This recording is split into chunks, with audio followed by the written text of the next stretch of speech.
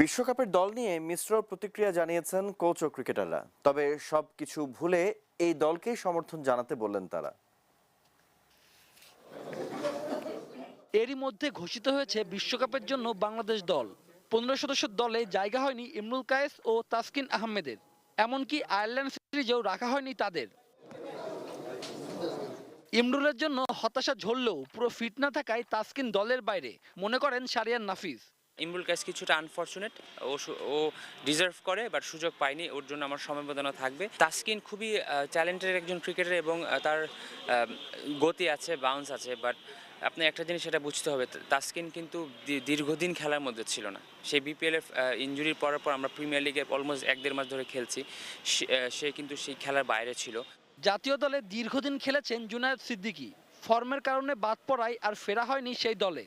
তবে এই টিমকে সময়ের সেরা দলই মনে করেন তিনি। সিলেক্টররা ভালোভাবে অবজারভেশন করেই টিমটা করেছে। এখন ইন্টারনাল বিষয়গুলো তারা বেটার মনে করবে। টিমের জন্য এটা আসলে দেশের ব্যাপার। তারা অবশ্যই যে টিমটা করেছে টিমের স্বার্থে, দেশের স্বার্থেই করেছে। ওভারঅল এটা আসলে পজিটিভভাবেই নিতে হবে। এদিকে ক্রিকেট বিশেষজ্ঞ নাজমুল আবেদিন ফাহিম মনে করেন, বাংলাদেশ এখনও বিশ্বকাপ জেতার মতো দল হয়ে ওঠেনি।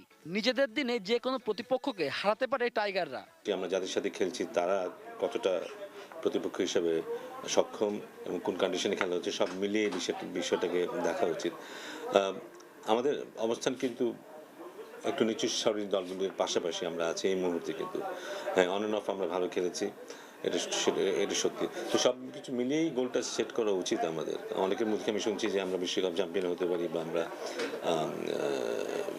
কোয়ার্টার ফাইনাল বা সেমিফাইনাল এই জাতীয় খেলার অনেক কথা শুনছি, বাট আমার মানে এইসব বিচার বিবেচনা করার সাথে সাথে অপোজিশন কারা বা কোথায় খেলা হচ্ছে সব কিছু বিবেচনা করা দরকার। শুভ দেবনাথ, এটিএন নিউজ, ঢাকা।